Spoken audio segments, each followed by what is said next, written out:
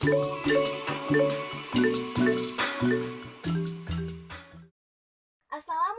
warahmatullahi wabarakatuh. Nah, kembali lagi bersama saya, Nur Asrina, salah satu mahasiswi Universitas Megarizky Makassar jurusan S1 Farmasi. Nah, teman-teman, kali ini saya ingin berbagi ilmu bersama kalian tentang obat, di mana ini merupakan lanjutan dari materi saya sebelumnya, yaitu sejarah kefarmasian. Adapun poin-poin yang akan saya bahas tentang obat yaitu definisi obat, penggolongan obat, dan antibiotik.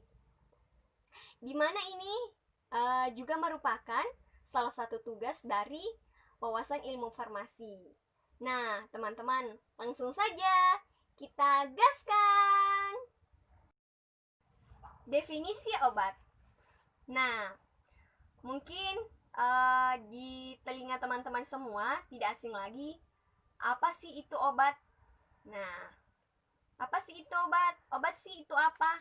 Nah, saya sedikit akan menjelaskan bahwa obat merupakan semua bahan tunggal atau bahan campuran yang digunakan semua makhluk hidup, baik di bagian dalam maupun bagian luar tubuh kita, guna untuk mencegah, mengobati, dan menyembuhkan segala penyakit.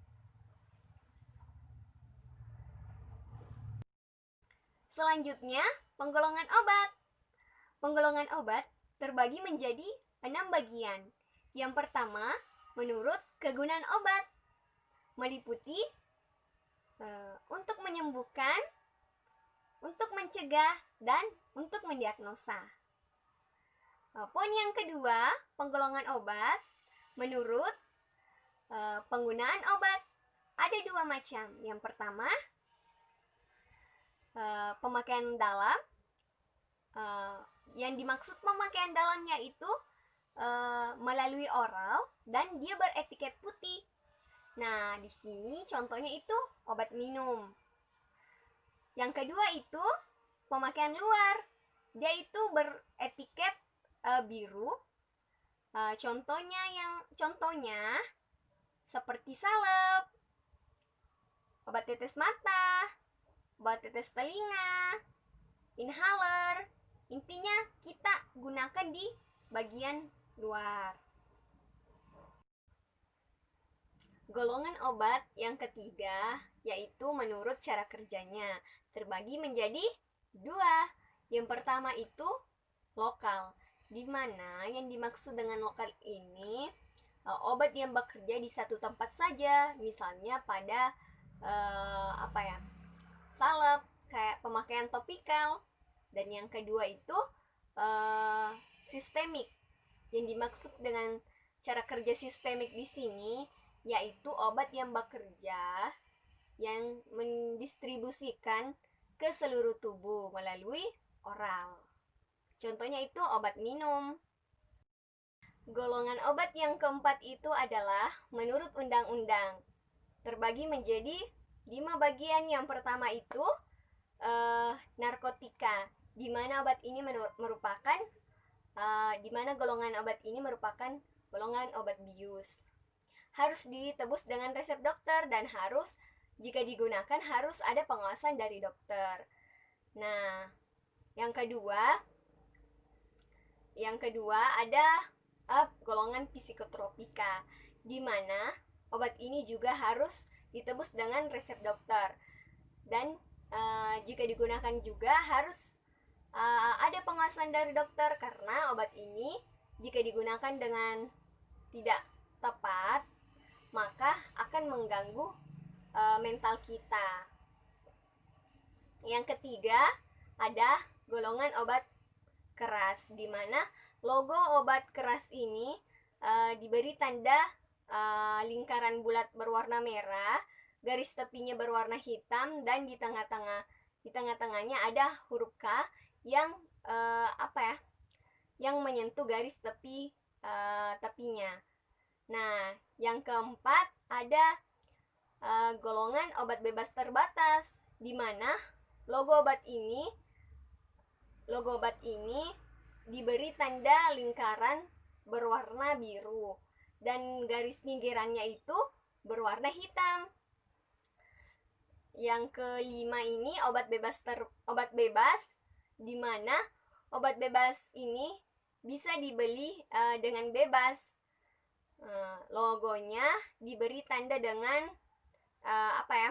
berlingkaran bulat yang berwarna hijau dan garis tepinya itu berwarna hitam. Yang kelima itu golongan obat yang kelima ada menurut sediaan obatnya. Yang pertama itu sediaan padat, contohnya serbuk, tablet, pil, kapsul, dan suppositoria. Yang kedua, sediaan setengah padat, contohnya salep, krim, pasta. Nah, yang ketiga ada sediaan cair atau larutan, contohnya itu seperti sirup, eliksir, infus. Nah, dan yang keempat itu ada sediaan gas, contohnya itu spray, aerosol, dan golongan obat yang keenam adalah menurut fisiologis dan biokimia dalam tubuh. Terbagi menjadi 3. Yang pertama itu obat farmakodinamik, di mana obat ini bekerja dalam tubuh kita dengan jalan mempercepat atau memperlambat proses fisiologis dan fungsi biokimia dalam tubuh kita. Nah, yang kedua itu obat kemoterapi. Obat ini bekerja dengan cara membunuh kuman dan parasit dalam tubuh kita. Yang ketiga itu obat diagnostik. Obat ini membantu untuk melakukan diagnosis atau mendiagnosa suatu penyakit. Nah, itulah tadi penggolongan obat yang saya jelaskan. Nah, kita lanjutkan ke materi selanjutnya, yaitu penjelasan tentang antibiotik dan penggunaan antibiotik yang rasional. Nah, saya akan membahas sedikit tentang antibiotik, di mana antibiotik merupakan jenis golongan obat yang digunakan untuk membunuh, mencegah pertumbuhan bakteri dan kuman pada tubuh kita. Cara kerjanya itu, antibiotik itu memberi peringatan pada sintesis protein sehingga kuman dan bakteri dalam tubuh kita tidak berkembang lagi dan tumbuh lagi. Jenis-jenis antibiotik, adapun jenis-jenis antibiotik, yang pertama ada penisilin, yang kedua ada tetrasiklin, yang ketiga ada cefalosporin, yang keempat ada mikrolida, ada linkomisin, dan ada polipeptida. Nah, dimana jika kita menggunakan antibiotik tidak benar atau tidak rasional, maka kita akan mengalami resistensi, di mana resistensi ini merupakan kuman atau bakteri di dalam tubuh kita kebal terhadap antibiotik yang dikonsumsi. Maka dari itu, jika kita mengkonsumsi antibiotik, jenis antibiotik, kita harus menghabiskannya. Nah, kita tidak menghabiskannya, kita akan resistensi terhadap kita akan mengalami resistensi, di mana resistensi itu merupakan bakteri atau kuman dalam tubuh kita kebal terhadap antibiotik yang dikonsumsi. Nah, kalau kita sudah mengalami resistensi, dokter akan menaikkan dosis antibiotik yang kita konsumsi. Nah, maka dari itu kita harus teliti, patuh dalam penggunaan obat, baik itu antibiotik atau obat lainnya. Dan contohnya itu seperti contoh kecilnya itu saya lihat di masyarakat itu, saya melihat sendiri di masyarakat bahwa dia ketika masyarakat membeli di apotik antibiotik, contohnya amoksisilin, penisilin, dia tuh langsung saja beli ini, ada amoksisilin, ada penisilin. Dan kalau asisten apotekernya memberikan saja tanpa memberikan edukasi kepada pembeli, nah disitulah masyarakat akan mengalami resistensi. Jadi kita sebagai tenaga kesehatan, kita harus menjelaskan dengan baik penggunaan antibiotik.